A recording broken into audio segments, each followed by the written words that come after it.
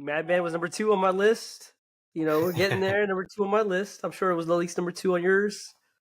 Yeah, yeah, number 2 on mine for sure. Yeah, I love the Spotify rap because they've made privacy and data tracking really sexy, and even though no one wants to admit that, but it's exactly what it is. I'm sure all of you guys out there got to see your own personalized numbers. But I wanted to share some oh shit numbers about Spotify as a whole and give Spotify's rap report for the year. They had 574 million people around the world tune into Spotify this year. The top artist, Travis Kelce's girlfriend, Taylor Swift, with 26.1 billion global streams this year. Bad Bunny came second. Top song of the year, Flowers by Miley Cyrus, 1.6 billion streams, followed by Kill Bill by SZA, and then As It Was by Harry Styles. The most streamed album for the second year in a row was Bad Bunny. That's right, his album from last year was this year's biggest album again. The top podcast of the year, The Joe Rogan Experience, followed by the MadMen Pod, somewhere down there. Wow, look at that, man. Somewhere on that top list, we're in there. Some cool trends that we saw come out in music. Gen Z continues to embrace that genreless trend, which we talked about a little bit ago. This year marked a huge surge in Colombian music. And get this, Indian classical instrumental music. Look at that, on the rise. And the fastest growing genre on Spotify is Afrobeats. What do you think? I think it's interesting to see like the variety that's this evolved into, right? It's gotten international. You get to see a little different genres. And just talking about marketing in general, right? It has to do with it, right? Because you're seeing these different musics come out in different campaigns, and these artists around Song Trader and all the other organizations that are promoting these local artists and building the pipeline for these great songs are phenomenal. Like, look, I wouldn't be surprised if we see next year top song hits from like guys that came right off of TikTok, right? Car Prince and some other guys that I listened to that clearly came off of TikTok and made their mark. And I think you're gonna see more and more of that. I think it's cool, man. I think it's Spotify's got something going here. I feel bad for I'm waiting for Apple Music to come out with their own variation part 2. You know how Apple's always late to the game but always does it better. We'll see what comes out. We'll see what comes out for it.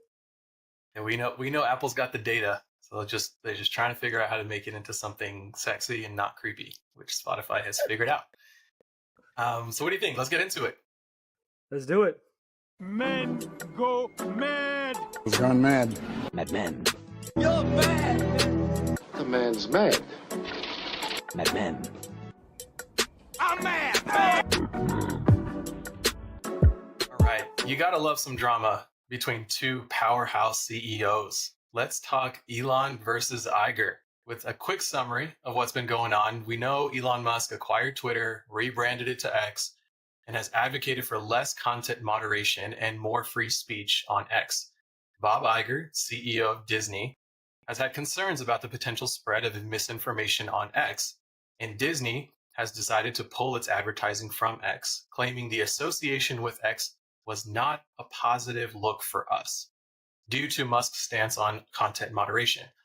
Musk responded by accusing Iger of being woke and publicly criticizing him for his management of Disney as of late. And Elon fans and right-wing users are canceling their Disney Plus subscriptions. This is starting to feel like a movie at this point. What do you make of this Elon versus Iger battle? I got it. Like, the first thing that ever comes to my mind is I don't know if you've seen the New York Times interview with Elon Musk, and he's on stage, and basically they're asking about this question about Disney pulling ad spend, and Elon very nicely and very confidently says, if they're going to blackmail me with advertising or money, go F yourself. And he's like, I don't know if I can make that any more clear. And then he clearly calls out Bob Iger and says, hello, Bob. And there's like, all I can think about is like, there's always that, like, I'm rich, I'm really rich, then I got FU money. Like, I don't even know what to call this anymore. This is not even FU money. He's like, just, I don't know what it is. It's just some new, it's like Elon money, I guess it's called. I think we have to call it Elon money by now. But yeah, look, I think you saw the CEO of X, Linda, come out and support Elon and saying, hey, yeah, if they're going to, look, we are on a mission, and she's in line with that mission. Of course, she wants to keep her job, so that's part of it. But even her company, I think we talked about it last week, how all these advertisers are pulling off from X. And Elon's up to something. Right? Elon's not a dumb guy. And you all know I'm a big fan of Elon and what Elon has done. And look, he has built this one platform.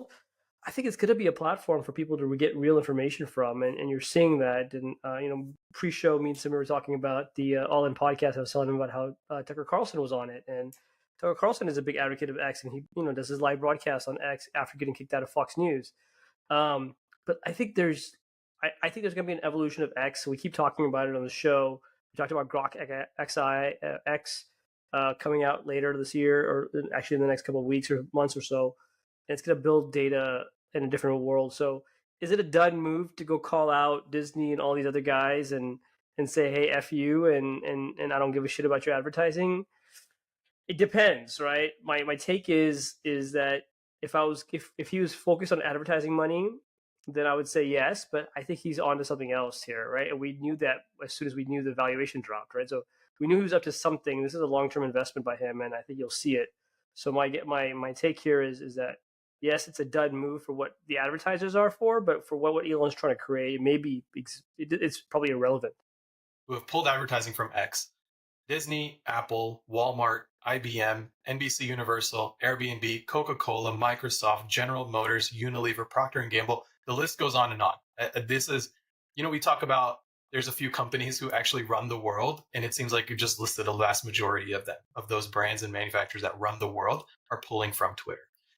And whatever side of this argument you are on, whether you are against the content moderation or you're for freedom of speech, whatever side you are on, what I think has gotten us to this point is cancel culture. Brands are scrutinized for where they place their ads, how their brands show up in the market, and that purely out of a fear of being canceled, they are looking for brand safe environments for their advertising. Elon Musk has made it very clear that X does not care about being brand safe because they don't make content moderation a priority. So brands that are pulling advertising from X, I think, are making the right business decision. Who cares if Elon Musk's feelings are hurt about that? Elon will be the first to tell you that life isn't fair. But when he is the one who's suffering, he immediately points the finger at other people for the collapse. We have talked about kind of the role that the CEO plays in representing the brand. And, as Elon Musk is supposed to be a representative of the product that he has, which we keep hypothetically talking about the product that is coming from X, what this is going to be, the play that he's really going after.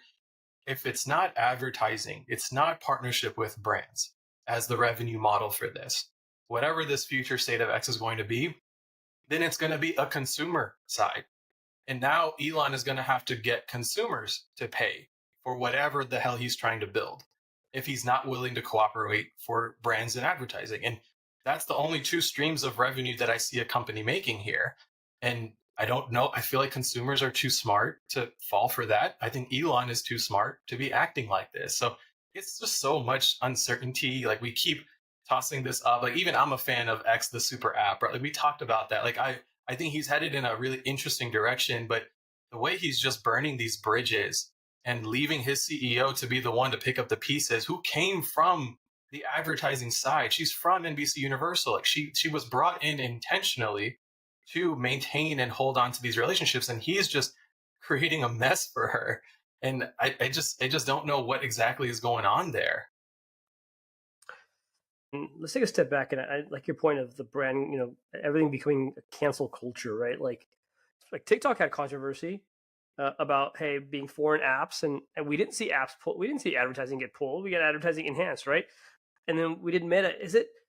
I guess, why is this one so different? This was what boggles me is like, why does X become so different compared to like everything else, right? Everything else here is doing kind of the same thing. It's one thing or another, but like this cancel culture, how much of it is brand specific, or how much should we even give a care, right? Like, hey, be your brand. It's irrelevant. Why do we have to pick sides from a brand's perspective? I can see Elon picking a side, and I can see Bob Iger picking a side. But why is Disney picking a side, and why is Marvel picking a side, and why is X that to me is a done move by these brands. And what the problem is that you've gone so this route that coming back backtracking this idea is it's just terrible. Like, you can't do it anymore. We had the issue with Bud Light earlier this year, right, or last year, and then you see other brands. Target had the issues, right, when they went one way, and then like everyone like, oh, we're not going to advertise with you guys, or we're not going to buy from you guys, or we're not going to resell with you guys. Like, come on, guys, it's a brand. It's not a person. A person can have views. Brand can have views. I don't know. I almost feel like the brands that are making these moves against X is sending a message to the rest of the advertising world and saying, if you don't have a product that we like, we will move dollars elsewhere. And I think this is a way for brands to strong arm the advertising world that, like, you can be efficient, you can be cheap, you can have massive reach, you can have great targeting capabilities, you can even get down to measurement.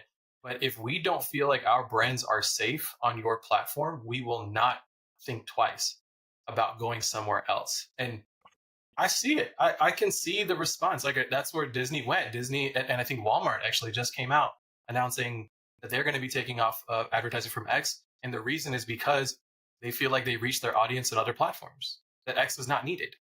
And that's a really strong move for brands, right? To send a message to the advertising community. With the rise of all of these platforms comes more variety, more competition amongst these media conglomerates to be able to be competitive. Elon and X are just refusing to be competitive. They're continuing to devalue their advertising product. They can maintain what they have been able to maintain, right? Like you said last time, X is going to be fine. They've lost revenue, but they've cut costs. Like, from a business standpoint, they're going to be fine. I agree with you. I think it's a really smart way of thinking about it, but they're ruining their advertising product. And if this is Elon trying to recoup his partnerships with brands, and if he's going to need that in this next iteration of X into the super app, if he needs brand support and participation, I don't think he's going to get it. And if he's not going to get it, then guess where the money's going to have to come from? It's going to come from us. We're going to have to pay to use X if it's not going to be making money with advertising. I don't want to pay for a super app. I would rather have ads than pay for a super app. I don't know. Are you one of those guys that pays for what, Netflix ads?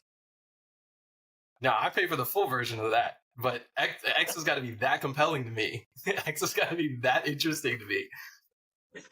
All right, let's move on. Bath & Body Works kicked off a new creative campaign that encourages busy consumers to take a moment to stop and smell the roses. It's called Come Back to Your Senses, and it launched with the drop of a 10-foot tall candle in New York City's Herald Square.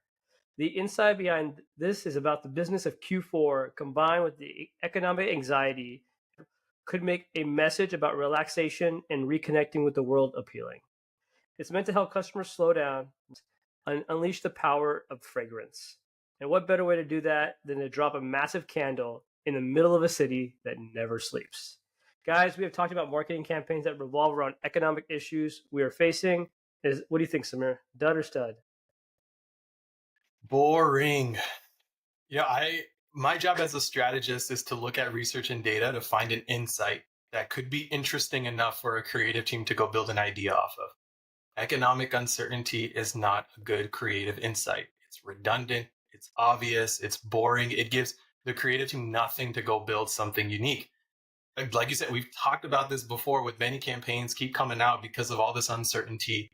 And the insight that powers this particular idea about economic anxiety, global crisis, everyone is on edge, nervous about the future. People are always anxious. It's just what changes is what people are anxious about. So this is not necessarily even timely. This isn't necessarily interesting. I don't like the insight here. I think it's too lazy. Yes, it makes sense. Yes, it's true. Dropping a massive candle in New York City, sure, I'll even say it's ownable to Bath & Body Works, but it's not creative. I would have taken it one step further to make it a little bit more interesting. Now, bear with me. It's a true statement. People are dealing with anxiety today. Sure. People are divided. Everyone's on edge. Absolutely. One way people manage their anxiety is by embracing what is comfortable and familiar. We have this unknown future that feels really scary, but the familiar past is actually comforting. There's this peace when we relive the memories of our past. And so when something triggers a memory, there is a release because it removes us from today's tension and takes us back to a better time. The strongest trigger of our memories is actually our sense of smell. So scent creates a marker in our timeline, and that is what creates a memory that is meant to be remembered. So with Bath and Body Works, find the scent this holiday season that will make new memories for you. I would have loved to give that to the creative team as the assignment to go build out that idea. I feel like that's so much more interesting. There's so much more power and emotion in that. I feel like Bath and Body Works have such a rich category, and they just do a phenomenal job with their product. I feel like it's a really great retail experience. But I just wish I could see more from this brand playing more into that emotion because of the power that they have in that scent. Not a lot of brands can use scent in any way. And I just feel like there's so much more creative opportunity here, especially for a holiday campaign. Guys, like dropping a candle in New York, yawn. Hey, Samir, what's your billable rate? Because we should definitely be charging Bath and Body Works for that campaign idea. Call me. No, I got you guys. That's well spent, right? Here's what sucks for Bath and Body Works, right? The timing. The timing sucks because look, you're talking about anxiety, you're talking about economical problems, but the fact of the matter is the Fed just said that they're going to drop the interest rate next year. They said that you saw Black Friday had record numbers and Cyber Monday had record numbers, or Cyber Week, whatever you want to call it. Now everything is up, but you're in the perfect category. So I second what you're saying. Like it's had the right idea, but I think the direction that they went was wrong. Like, look, is it going to give them brand exposure to drop a 10-foot candle in New York City? Yes. I think people are going to remember to go buy all the cheap candles. Like, my wife stacks that shit up, dude. Like, every time there's a sale for Bath & Body Works, in personal opinion, the quality is just weak when you compare it to other candles, right? But, of course, there's a price point issue here, right? And these scents and whatever the other scents they have. Like, they get creative with these scents, and they do a good job of marketing it to their right market. So they've done a good job there. That campaign will drive numbers because it's in the middle of New York City. It's a big candle. People want to take pictures. It's going to remind their logos. It's going to get it out. The way that they've kind of like half-assed done this is said, hey, look, we're going to drop a candle and everything else will play itself out. Their message is going to miss. But I think, still stud move for dropping the candle, getting the square footage in New York City. And it'll definitely get the brand exposure they need to go drive revenue for end of quarter 4. So still stud move. I think still stud move, just not the way you wanted it to be. Stud, but boring. Come on. It's my first brand to watch. Look, .com billionaire, obnoxious owner of the Dallas Mavericks, and soon-to-be ex-Sharker, has been in the news lately for selling a majority stake in the Dallas Mavericks for nearly $2 billion, which he only bought for only $285 million in 2000. He also announced he was going to retire from Shark Tank. So what is he going to do with all this free time and all this money? Well, if you remember back in 2021, he also bought a city called Mustang City in Texas. And in a very discreet text between him and some influential people, he's been pitching ideas of building a city that would make it an affordable living mecca. Now, that is something cool. What he's trying to do here, at least in my opinion, he's trying to build this city for the good of the world, building a city that has affordable healthcare, affordable utilities, affordable housing, all at a good living income, and jobs in that city. I think he's going to set an example for his presidential campaign in then maybe 10 years, but I don't know if that'll happen. But I think he's going to do something really good instead of building these tech forward cities or whatever people are doing. I think he's onto something here, and I think it's very important for us to watch. Not Mark Cuban as a brand to watch, but Mustang City is my brand to watch here. Yeah, that's super cool. I feel like the entire city of Dallas was like shaking about all of this news at Mark Cuban. It all came out at once. He came on a podcast and started saying, "Oh, I don't know where I'm going to renew my contract with Mavs because Bally's not doing enough." And then he cashes out of Shark Tank, he cashes out of Mavs, and everyone's kind of waiting to see is he announcing a presidential move. Even the family he sold the Mavs to is like an heir to the Las Vegas casinos. And there's been discussions from a legislation standpoint to try to make Texas a gambling state, and Cuban having interest in building an entire entertainment district with a new stadium. All of these theories like being thrown out there. But this one, I think the one that you're highlighting is the most interesting. I think you're right. I feel like if there's something for him to be able to set a foundation for a future presidential run, he's going above the government and just going to go do this thing himself. He's like, I'm not going to make all of US an affordable living place. I'll just pick one small little city and then go from there. If you've ever listened to one of his podcasts or one of his interviews, this guy's pretty straightforward. Mark Cuban is very genuine, down-to-earth type of guy. He's happy with his riches, and he's not trying to be competitive and make. I mean, he's going to make more money just by compound interest, but I think he's going to do something pretty cool for the world here. I'm actually going to be featuring an ad campaign from a campaign from earlier this year, but it just won the Inclusivity and Diversity Trophy at the Drum Awards for Social Purpose last week. And I just have to talk about it because it's an incredible program. And selfishly, it was developed by my peers at VML, so I wanted to give them a shout out for this awesome work. I'm going to talk about KitKat in Canada. KitKat, the candy, has long been synonymous with the word break. You see it in culture: water cooler break at the office, mental break. It's a brand that has become famous for glorifying however you like to break. But one break that hasn't been celebrated enough by brands is the break that happens every evening during the holy month of Ramadan, breaking your fast. There are almost 2 million Muslims residing in Canada, a country whose national holidays and celebrations remain entirely of the Christian faith. So to honor the important holiday of Ramadan in Canada, KitKat created the KitKat Iftar Bar. It is 30 pieces long, designed with geometric patterns often found in Islamic art, and it is meant to be enjoyed piece by piece each evening for the 30 days of Ramadan. It was inspired by the insight that chocolate is a marker for celebrations around holidays. We see it in Christmas, Easter, Halloween, but KitKat saw an opportunity to bring awareness to the holiday where a break has extreme significance. Amazing campaign. I'm glad they really got the recognition from the industry and this award from the Drum.